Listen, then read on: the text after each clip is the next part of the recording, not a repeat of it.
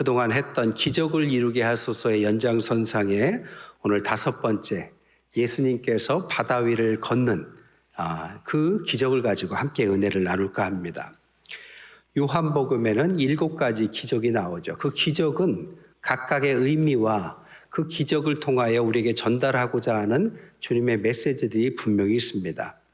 지난 시간에는 오병이어의 기적이 있었습니다. 우리가 잘 아는 물고기 2마리와 보리떡 5개로 5,000명이 먹고도 12광주리가 남은 우리가 잘 아는 기적입니다. 그 기적 후에 사람들이 예수님을 추종하기 위해서 따르니까 예수님께서 제자들을 급히 피신시킵니다. 피신시키고 먼저 가버나움에 배 타고 가던 제자들에게 광풍이 불고 배가 뒤집힐 위기에 처합니다. 그때 예수님께서 기적과 같이 바다 위를 걸어오셔서 그 광풍을 꾸짖고 그들을 구해내는 기적의 이야기가 오늘 본문의 내용입니다. 오늘 본문을 통해서 저는 주님은 어떤 분이시고 왜 이런 기적을 우리에게 보여주셨는지 몇 가지 은혜를 나눌까 합니다. 첫 번째, 오늘 본문을 통해서 우리에게 가르치시고자 하는 것은 주님은 항상 기도하시는 분이었다라는 사실입니다.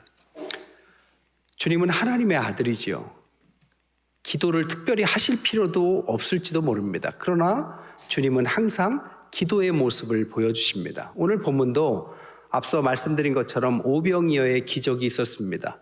사람들이 예수님을 보고 깜짝 놀라죠. 저분이라면 식민지 로마 치하에서 우리를 구해주고 배골치 않게 매일 밥도 줄 수 있는 능력의 왕, 진짜 왕이 될 수도 있겠다 하고 한꺼번에 몰려들기 시작하죠. 주님께서 그래서 갑자기 피신을 결정합니다. 사람들이 막 쫓아오니까 함께 도망을 쳐야 되는데 제자들부터 가버나움으로 배 타고 가라고 하죠. 저는 오늘 본문 보면서 좀 이상했어요. 제자들이 예수님 먼저 배 태워서 보내야 되는데 어떻게 제자들부터 예수님은 배 태워서 보내셨을까요? 우리 교회 부목사님들이라면 저부터 배 타라고 피신시켰을 것 같은데 예수님은 그렇지 않았습니다. 예수님의 제자들은 먼저 도망치듯이 갑니다. 제가 만약에 예수님의 제자라면 예수님이 남겠다고 하면 같이 남았을 것 같아요. 그래서 예수님께서 하시는 것 끝까지 옆에 있을 것 같은데 제자들은 누구도 그러지 않습니다. 그래서 예수님은 혼자 남으셨어요. 오늘 본문에서 말하는 것은 뭐냐? 예수님의 마음이 그렇다라는 겁니다.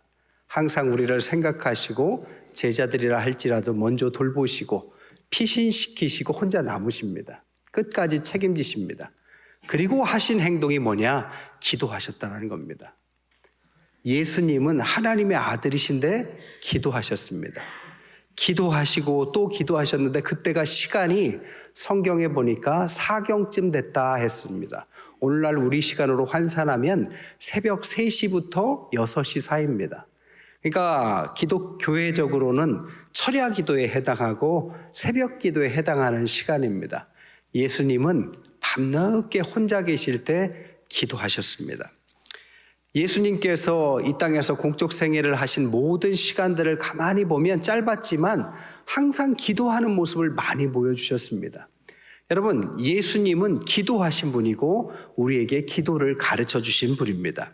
예수님은 예수님 되기 위해서 기도하셨고 기도를 보여주셨죠.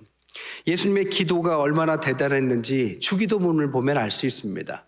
예수님께서 공적 생애 첫 번째 하신 게 산상수훈인데 거기에서 설교하시면서 가르쳐 주신 기도가 우리가 잘 아는 하늘에 계신 우리 아버지 하는 주기도문입니다. 우리가 매 예배마다 마지막에 함께 찬양하죠. 이 주기도문은 어느 날 갑자기 생각나서 한 기도문은 아닙니다. 공적 생애 전 30년 동안 어찌 보면 예수님께서 생각하고 생각하신 기도에 어떤 특별한 의미를 담고 있는 그 기도가 주기도문이라고 볼 수 있어요. 주기도문이 얼마나 특별하느냐? 루터는 주기도문을 하루에 7번씩 반복적으로 암송했다고 합니다. 아시면 알겠지만 주기도문을 가만히 보면 그것을 읽다 보면 암송하다 보면 우리가 어떤 존재인지를 다시 한번 생각하게 됩니다. 하나님이 우리와 먼 존재가 아니라 하늘에 계신 우리 아버지와 같은 존재다. 이 기도문을 읽다 보면 우리의 마음 가운데 우리가 하나님의 가족이 되고 자녀가 되고 함께 하신 하나님 안에서 평안을 누릴 수 있는 그 모든 것들이 기도문에 들어가 있습니다. 또한 예수님께서는 십자가를 지기 바로 직전 가장 급박한 상황에서도 겟셋마네에서 했던 마지막 행동은 기도였습니다. 예수님은 이론가가 아닙니다. 예수님은 실행가였습니다. 기도하셨고 기도를 보여주셨고 그래서 제자들이 후에 기도의 용사들로 거듭날 수 있었던 것도 예수님의 기도하는 모습 때문이죠. 예수님이 기도하는 분이었다라는 것을 가장 증명해 주는 내용이 뭐냐? 오늘 본문을 보면 아까 말씀드렸듯이 오병이어 이후에 일어난 일입니다. 오병이어는 인간적으로 볼 때 대단한 성공입니다. 사람들의 인기를 구가해서 사람들이 가장 추종하는 그래서 임금으로 세울 만큼의 대단한 사건입니다. 그런데 인기가 얻고 성공 뒤에 예수님의 한 행동이 뭐라고요? 새벽에 밤새워서 기도하셨다라는 겁니다. 힘들 땐 기도하고 싶은 마음이 있습니다. 믿지 않는 사람이라 할지라도 급하면 하나님, 부처님 찾으면서 기도하고 싶은 마음이 있어요. 그러나 일이 잘 되고 성공 후에 기도한다면 그것은 훌륭한 사람이고 훌륭한 신앙인입니다. 예수님은 그렇게 하셨어요. 우리를 돌아볼 때 우리가 성공 후에 기도하고 있는지를 한 번쯤 생각해 보라는 내용입니다. 성경에 보니까 여리고성이라는 큰 성이 함락됩니다. 사람들이 마음이 높아지죠. 야, 우리에게 이런 큰 성공이 있었구나. 그 뒤에 있었던 작은 성 아이성 앞에서는 맥도 못 추리고 실패합니다. 왜? 마음이 높아졌기 때문에. 엘리야는 850명의 이단 선지자들과 함께 싸움을 하고 이깁니다. 대승을 거둔 후에 우울증에 걸려요. 왜? 큰 성공 뒤에 마음이 높아졌기 때문입니다. 주님은 기도하시는 분입니다. 그래서 우리에게 기도를 가르쳐주고 이런 성공 뒤에도 기도하라는 의미로 기도의 자리를 찾았다라는 것입니다. 기도의 골방이 필요해요. 신학교에서 공부할 때 우스갯소리처럼 하는 이야기가 목회자에게는 3가지 방이 필요하다. 첫 번째로는 책방이 필요하다. 설교를 하려면 책을 많이 읽어야 되니까. 두 번째로는 신방이 필요하다. 성도들을 이렇게 방문해야 되니까. 마지막이 골방이 필요하다. 이 골방은 기도의 골방을 말하는 거죠. 여러분, 목회자에게만 이게 필요한 것이 아니라 살아가는 우리들에게도 기도의 골방은 필요합니다. 기도하고 주님의 앞에서 높아진 마음을 낮추고 우리의 어려운 상황 가운데 주님 앞에 무릎을 꿇는 그 순간에 주님은 우리를 도와주시고 함께 하실 줄 믿습니다. 성경에 보면 야곱이 급할 때마다 하나님은 베델로 가라 이런 말씀을 많이 하셨습니다. 베델은 어디입니까?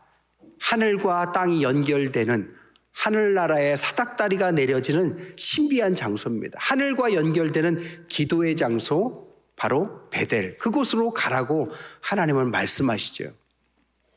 제가 외국에 있을 때 보니까요, 외국 집 구조는 2층 집이 대부분인데 1층에는 식당이나 거실이 있고요, 방은 다 2층에 있습니다.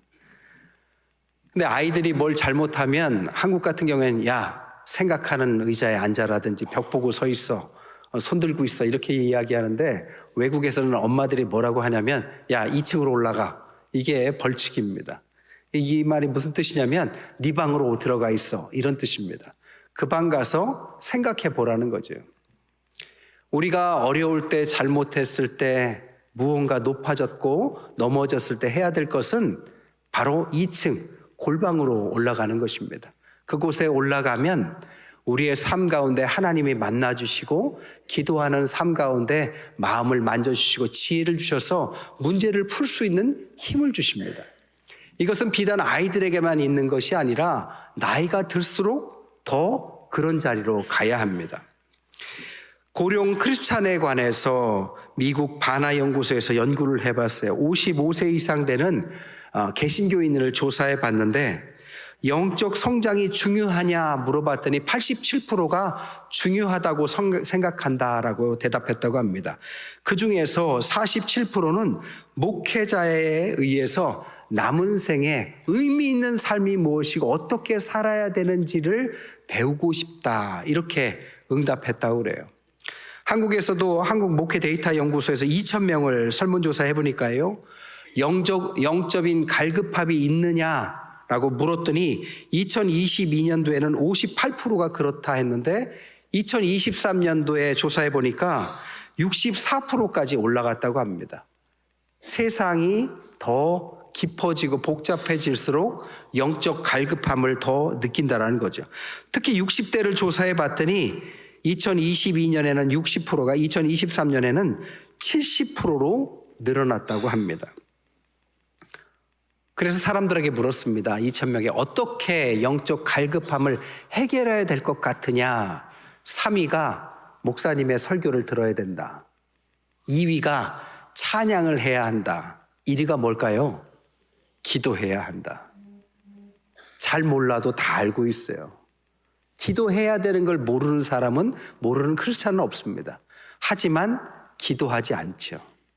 기도하는 데까지 가서 기도의 골방을 위해서, 기도의 골방을 통해서 주님을 만나고 기도할 때 하나님은 우리와 함께 하실 줄 믿습니다. 두 번째로 오늘 본문이 우리에게 가르쳐 주신 것은 주님께서 바다 위를 걸어오신 기적을 보여주셨다는 겁니다. 아까 말씀드린 것처럼 밤 사경이에요. 새벽 3시부터 6시입니다. 깜깜합니다. 그런데 주님께서 어떻게 제자들이 어려움이 처한 줄 알고 그곳까지 바다 위를 걸어오셨을까요? 마가복음 6장 47절에서 48절 보면 그 이유가 이렇게 나옵니다. 저물매 배는 바다 가운데 있고 예수께서는 홀로 무태 계시다가 바람이 거스름으로 제자들이 힘겹게 노젓는 것을 보시고 밤 사경쯤 바다 위를 걸어 그들에게 오셨다. 그러니까 그들을 바라보고 있었다는 겁니다. 깜깜한 광풍 속에서 바다 위에서 곤욕을 치르는 제자들을 보면서 주님은 멀리서 지켜보시다가 안 되겠다 하고 바다 위를 걸어서라도 그들에게 도달했다라는 거죠. 오늘 본문이 가르치는 건 뭡니까?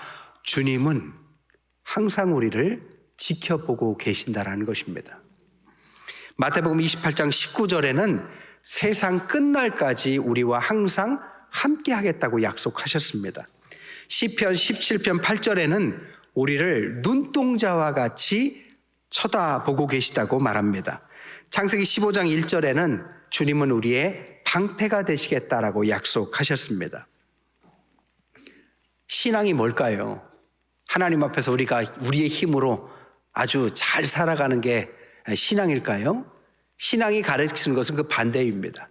우리의 연약함을 인정하고 하나님 앞에서 무릎 꿇고 하나님께 도움을 청할 때 주님께서 우리와 함께 하시겠다라는 것을 가르치는 것이 신앙의 본질입니다.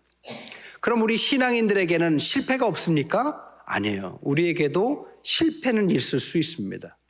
그러나 우리의 실패와 하나님을 알지 못하는 실패는 조금 달라요. 성경에 많은 사람들이 실패를 겪지만 그들의 실패 후의 모습은 일반인들과 많이 달랐습니다.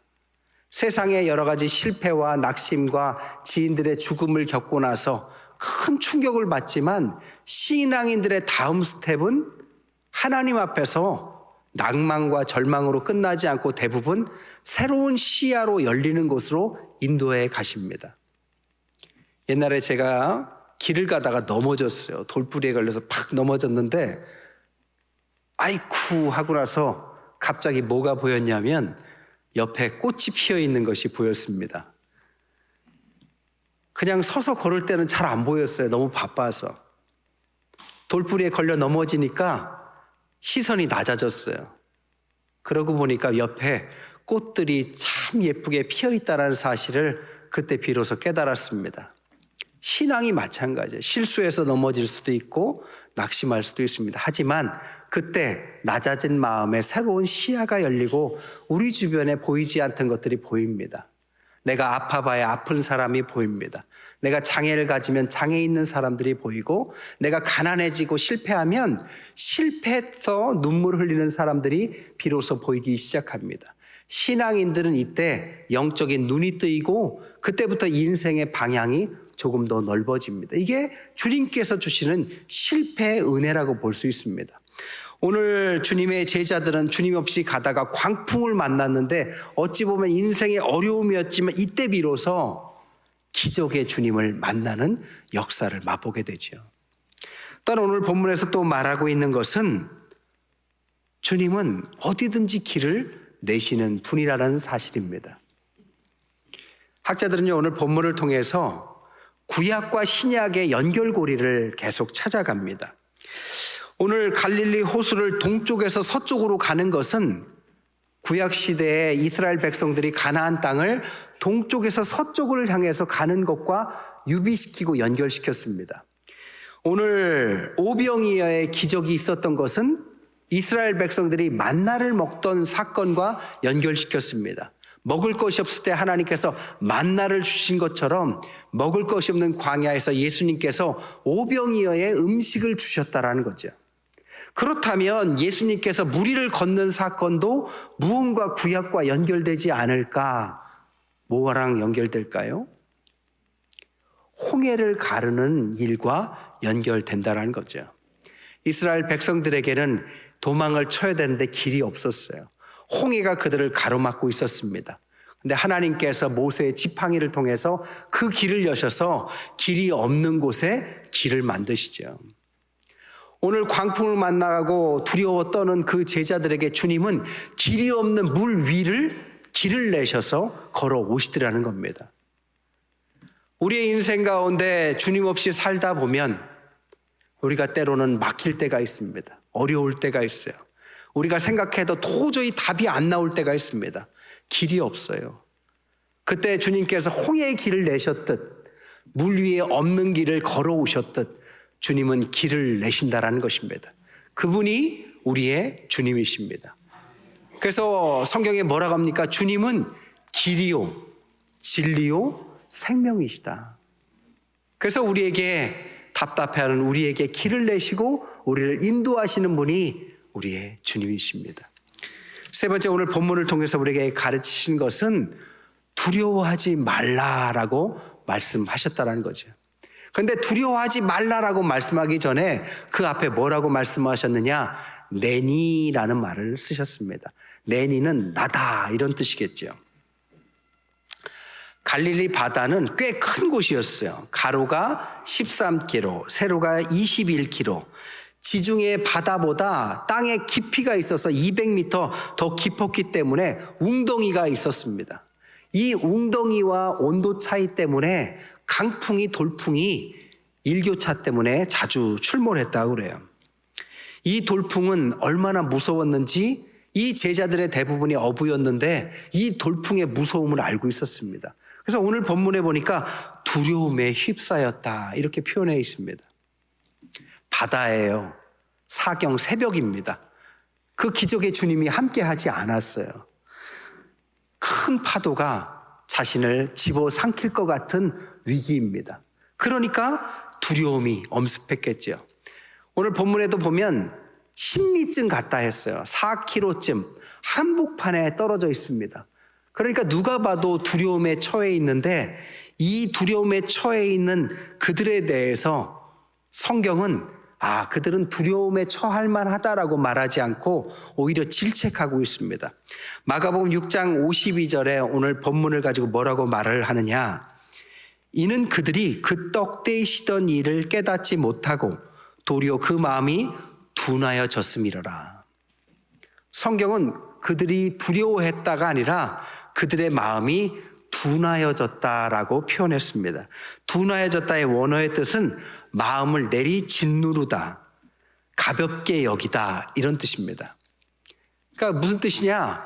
너무 문제가 커서 하나님을 향한 믿음이 약해졌다 이런 뜻입니다. 이 사건이 언제 일어났다고요? 오병이어의 기적 이후에 이어진 일이라고요. 오병이어의 기적을 제자들이 맛봤어요. 그래서 하나의 도시락 가지고 그렇게 많은 사람들이 자기들도 다 먹었어요. 그리고 나서 배 타고 가다가 만난 사건인데 여러분 오병이어의 기적을 맛봤으면 믿음이 커졌겠지요. 주님이 어떤 분인지 경험했겠지요. 근데 광풍이 부니까 금세 마음이 둔화해졌어요. 믿음이 약해졌어요. 그게 인간이라는 거죠.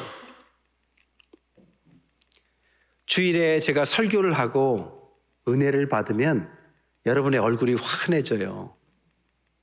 근데 다음 주에 보면 어두워져 와 있어요.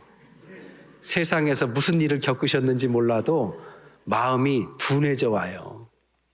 그럼 제가 속으로 생각합니다. 아유, 그렇게 믿음이 약해졌으면 새벽 기도라도 좀 나오시지.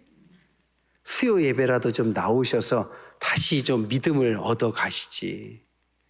제가 혼자 생각한다고요.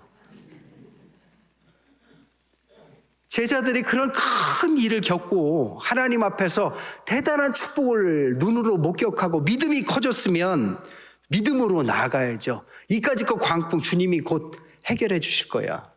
우리를 죽이시겠어? 주님 살아계신데 금방 우리 맛봤잖아. 누구라도 그런 말을 할 법도 한데 누구도 그런 마음을 갖지 않았습니다. 여러분, 이런 상황의 문제는 풍랑이 문제인 것 같지만 누가 문제입니까? 바로 우리가 문제예요. 우리가 믿음이 너무 약한 게 문제입니다. 아무리 주님께서 은혜를 줘도 큰 믿음을 줘도 그것을 겪고 문제가 잘 해결된 것을 겪어봐도 조그만 문제가 또 터지면 금세 마음이 둔해지는 것이 우리 믿음의 실체입니다. 여러분, 지금까지 우리를 인도하신 하나님이라면 내일부터 인도 안 하시겠어요? 당연히 내일도 모레도 인도하시겠죠. 그 하나님을 왜 이렇게 우리는 믿지 못하는 걸까요?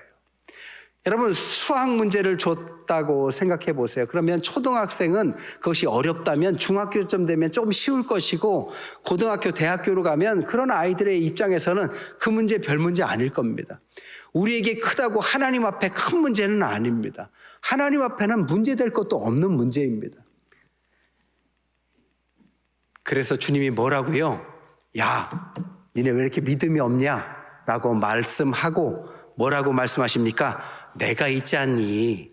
내니 두려워하지 말아라. 이 내니라고 말하는 원어가 에고 에임입니다. 나는 이다라는 뜻입니다. 이 원어의 히브리어에 공통되는 단어가 뭐냐? 모세가 떨기나무에서 하나님을 만났을 때 하나님 이름이 뭐라고 제가 불러야 될까요? 할 때 I am what I am 이라고 말씀했던 그것이 에고 에임입니다. 나는 스스로 있는 자다. 나는 나다. 나는 하나님이다. 내니 두려워하지 말라. 나는 하나님이다.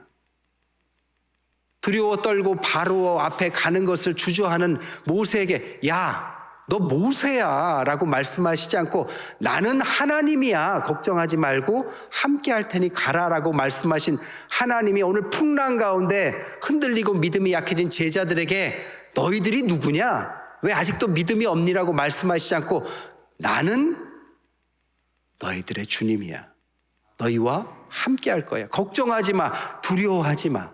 지금껏 인도했던 내가, 그 오병이어의 기적을 보여준 내가, 이 무리를 걸어온 내가 오늘 너희와 함께하고 이 문제를 해결해 줄 것이다. 그렇게 말씀하셨다는 겁니다. 그래서 네 번째로 그 제자들은 비로소 그 주님을 받아들입니다. 21절에 보면 이에 기뻐서 배로 영접했다. 요한복음 1장 12절에 영접에 대해서 이렇게 말을 하죠. 영접하는 자, 그 이름을 믿는 자에게는 하나님의 자녀가 되는 권세를 주셨다.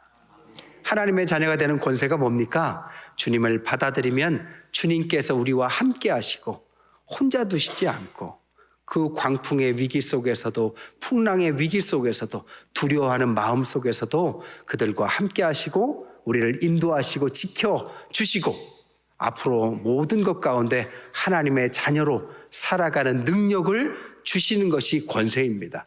영접하는 자 예수님을 받아들이는 그들에게 그런 축복을 주시마 하고 약속하셨습니다. 그것을 믿었던 제자들에게 오늘 21절 말미에 말씀하시기를 그들이 가려던 땅에 결국 이르게 되었다. 말씀을 정리하겠습니다. 오늘 말씀처럼 주님을 아직 마음으로 영접하지 못한 분이 있다면 하나님께 믿음을 구하시고 마음으로 영접하실 때 하나님의 자녀가 되는 놀라운 축복이 임하시기를 주님의 이름으로 간절히 축원드립니다. 기도하겠습니다. 말씀을 놓고 1분간 우리 함께 기도합시다.